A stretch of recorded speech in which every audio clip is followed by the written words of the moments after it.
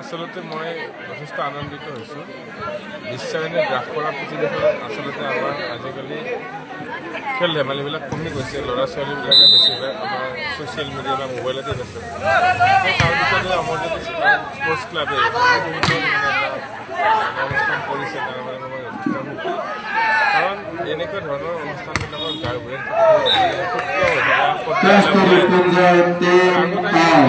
দেখিছিলোঁ প্ৰতিটো চকতে এনেকুৱা ধৰণৰ খেলবিলাক হৈছিল, কিন্তু বৰ্তমান মানুহবিলাক যথেষ্ট ব্যস্ত হৈ গৈছে বা সময়ৰ অভাৱ। তথাপিতো আমাৰ যিহেতু খেলৰ ধূলাৰ মাজেৰে আমাৰ শৰীৰ ভালে থাকে, মানুহৰ মন ভালে থাকে, মন ভালে থাকিলে আমি সুস্থ সমাজ গঠন হোৱা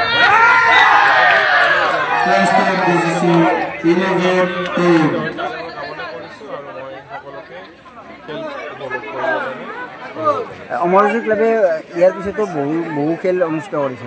কি ক'ব? এইটো অমৰজ্যোতি ক্লাবে মুখ্য যথেষ্ট খেল অনুষ্ঠিত কৰিছে। আগতেও মই দেখিছোঁ ক্ৰিকেটে হওক, কেৰমে হওক, দাবাই হওক, বিভিন্ন খেল তেওঁলোকে পাতি বা ফুটবলে হওক, বিভিন্ন ধৰণৰ খেল তেওঁলোকে অনুষ্ঠিত কৰি ল'ৰা ছোৱালীৰ যাতে ভৱিষ্যতেও তেওঁলোকে কৰিব পাৰে, আমি সকলোৱে সহযোগিতা কৰিব লাগে। আমি পাৰাখিনি সহায় কৰোঁ বা কৰিম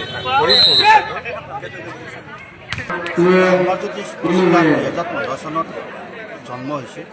2015 চনৰ পৰা অমৰজ্যোতি স্পৰ্টছ ক্লাবে ক্ৰিকেট, ফুটবল, কেৰম, দবা আদি বিভিন্ন খেল অনুষ্ঠিত কৰি আহিছে। কিন্তু এইবাৰ প্ৰথমবাৰৰ কাৰণে এই ফুটবলখন আমি অনুষ্ঠিত প্ৰাইজ মানি 10,001 টকা আছে আৰু 6,001 টকা আছে প্ৰথম আৰু দ্বিতীয়। তাৰোপৰি বিভিন্ন পুৰস্কাৰ আছে। আৰু আমি ৰাইজৰ সহযোগতে এই প্ৰতিযোগিতাখন আৰম্ভ কৰিছোঁ। আৰু এই চিগতে আমাক ইতিমধ্যে আমি গম পাইছোঁ যে আমাৰ অসমৰ মাননীয় কেবিনেট মন্ত্ৰী জয়ন্ত মল্ল বৰুৱাইও আমাৰ 7,000 টকা অনুদান আগবঢ়াইছে। এই চিগতে আমি ক'ব বিচাৰোঁ যে অমৰজ্যোতি স্পৰ্টছ ক্লাবক যাতে তেখেতে এটা আমাক ক্লাব ঘৰ বনাই দিয়ে, তাৰ কাৰণে আজি আমি এই চিগতে এই ছ'চিয়েল মিডিয়াৰ জৰিয়তে অনুৰোধ জনাইছোঁ। আৰু ভৱিষ্যতে যাতে এই ল'ৰা ছোৱালীখিনি উঠি অহা প্ৰজন্মখিনিক আমি তেখেতৰ শাৰীৰিক মানসিক উৎকৰ্ষ সাধন কৰাৰ কাৰণত খেলসমূহ পাতি আহিব পাৰোঁ, তাৰ কাৰণে আপোনালোকৰ লাগিব সহায় সহযোগ। ষ্টেডিয়ামৰ প্ৰয়োজন আছে মুকুচিত। ষ্টেডিয়ামৰ পৰিৱেশ বৰ্তমান আমাৰ ইয়াত নাই। চৰকাৰী এইখিনি আছে, আমাৰ গাঁৱৰ মানুহ মাটি অকণমান সেইখিনি আমাক চৰকাৰে পুতি দিছে। এতিয়া এটা বৃহৎ খাল আছিল, এই খালটো পুতি দিয়াৰ ফলত আমি ইয়াত এই ফিল্ডখন পাতিব পাৰিছোঁ।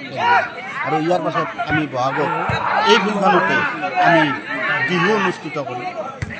আমি ইতিমধ্যে 6 বহাগ 20 এপ্ৰিলত আমি মানস কৰিছোঁ, তাৰিখ কৰিছোঁ, যাতে আমি তাত বিহুখন ধুনীয়াকৈ কৰিব পাৰোঁ।